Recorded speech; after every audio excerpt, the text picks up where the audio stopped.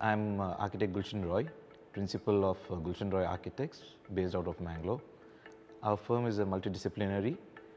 We do various projects from apartments, residences, high-end residences, interiors, commercial, institutional projects.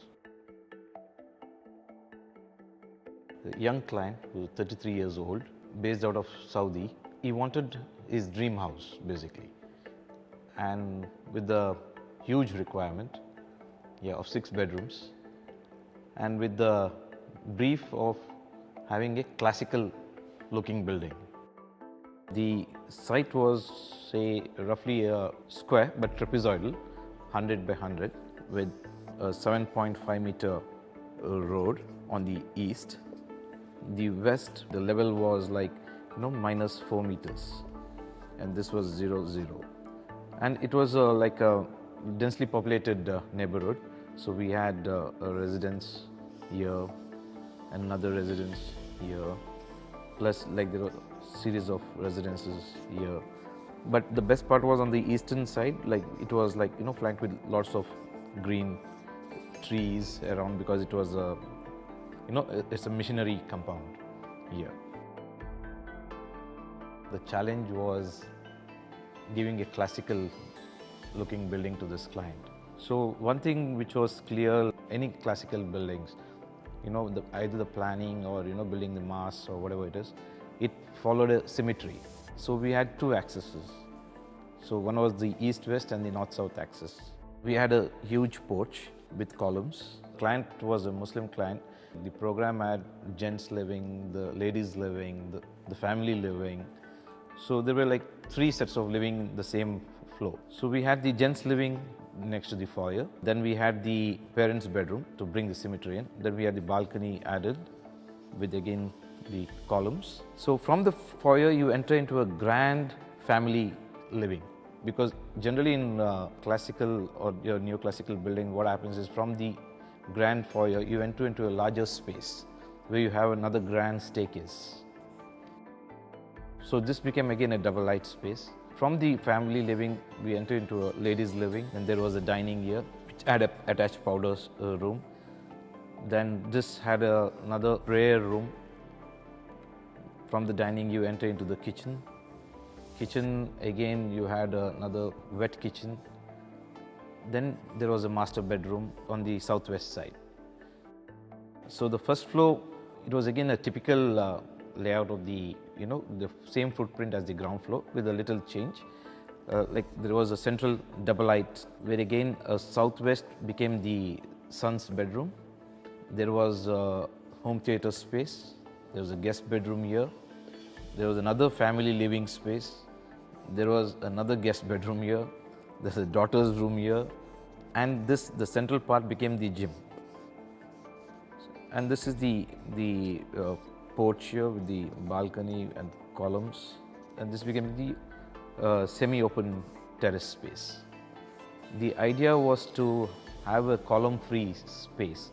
So the central double light court was almost 10 meters wide, 10 by 10 meters. So we used a flat slab construction with most of the grid being around 6 meters.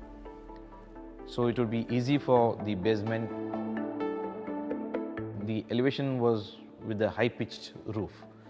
So to avoid the leakage happening in the concrete roof, what we did was like we had a flat again slab.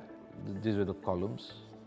Okay, this is the column. This was the porch, and say this is the part of the house. And this was the basement. Okay. So what we did was like we built a second layer of roof with steel structure, which went in this profile. So even this space was being used like for services like keeping all the air conditioners. Plus he had a party hall on the top. So overall, like this entire house, you could say like he had a 5,000 square foot of space on the top, 4,000 square foot space in the first floor, another 5,000 in the ground floor, and 3,000 in the basement. It was almost an 17,000 square foot the build space.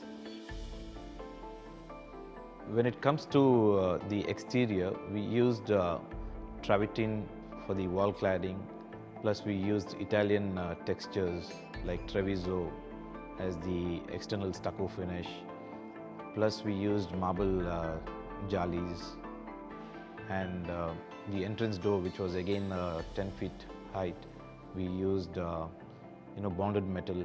In the interior, the material palette was like we had used marble as the main floor for all the living spaces. Bedrooms were all wooden floors to give the warmth. The basic decor was like quite modern. Again, a fusion of a little neo-classical. Each room had a different scheme, like from the pastels to the brighter colors.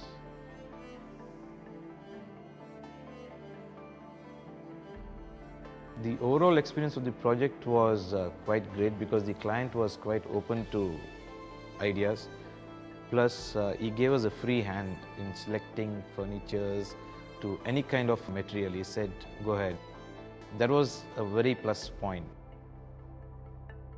I just want to tell a quote because since it's a challenge which we faced, like making a classical looking building, whether like we have achieved the right proportions or not, but I feel like we made an attempt.